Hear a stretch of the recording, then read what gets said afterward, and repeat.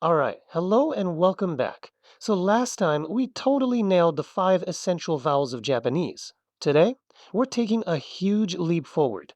We're going to unlock our very first set of consonant sounds, and you guessed it, start building some real Japanese words. This is where the fun really starts. Let's get right into it.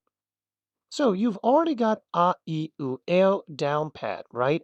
That's your foundation. And honestly, that's like half the battle right there. And the really cool part is just by adding one new sound, you're going to see your vocabulary potential just explode. So, what do you say? You ready to start making some words? Okay, so here's the secret to the whole Japanese sound system. It's built on this really beautiful, simple logic. You just take a consonant and you combine it with one of those five vowels you already know. That's it. Our very first consonant is going to be the K sound. So when we pair that K with A, I, U, A, O, we get this whole new family of sounds. It's like Lego for language. And here they are. This is what we call the ka line. You've got ka, ki, ku, ke, ko. You can kind of think of them as five siblings, right? They all share that K sound at the beginning, but each one has its own special vowel at the end. Let's get to know them one by one. Okay, first up we have ka. This is super straightforward. It's our K sound mixed with the A vowel from ah. Put them together and you get that nice, crisp sound ka. All right, let's really get this one down. Take a good look at the shape on the screen. Now say it with me. Ready? Ka. Let's do it again. Ka. Perfect. Next in the family, we have ki. You guessed it, this is our K sound paired up with the vowel E from E, and the sound is exactly what you'd think. Key. You know, like the key you're used to open a door.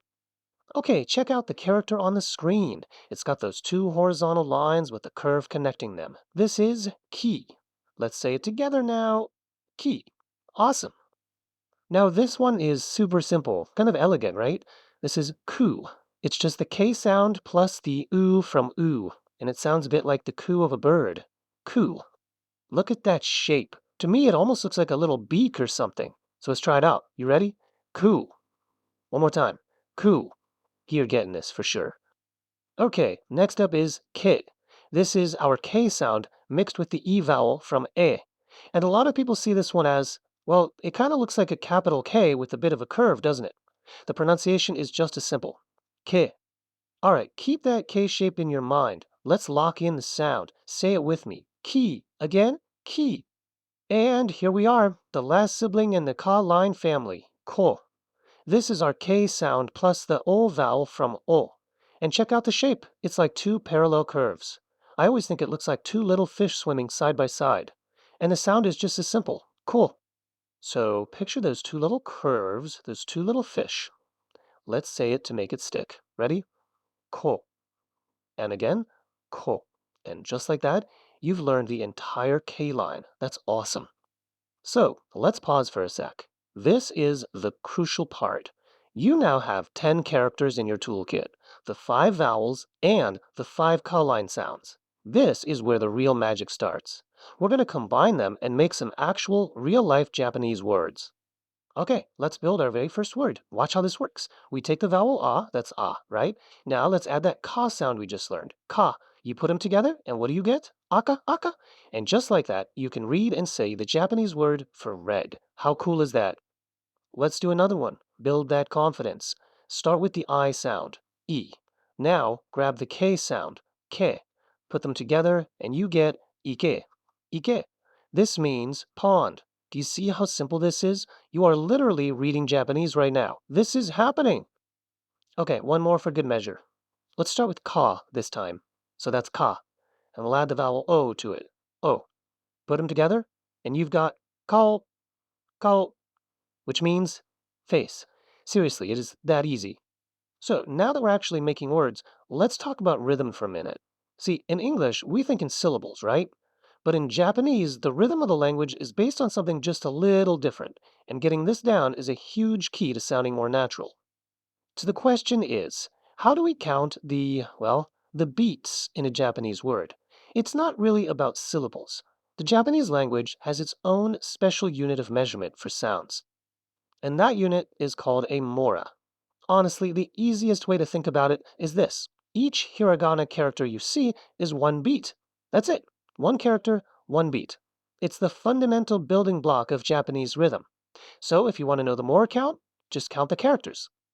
This table really breaks it down nicely. So look at red, aka. Two characters, right? So it gets two equal beats. A-ka. Same thing for pond, ike. I-K. Two beats.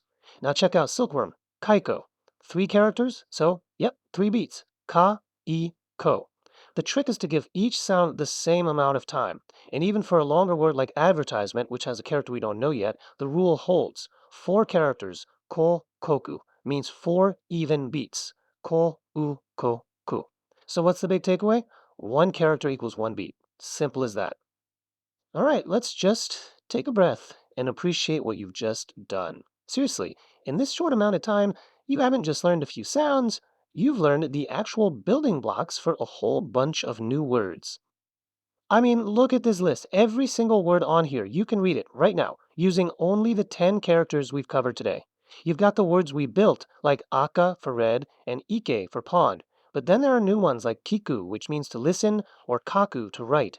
This isn't just a drill. This is real, usable vocabulary. You have officially started reading Japanese. That's a huge deal.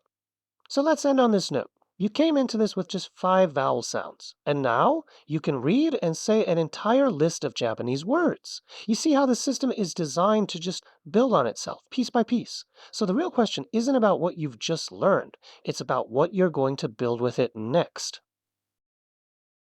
Please follow us to learn better Japanese.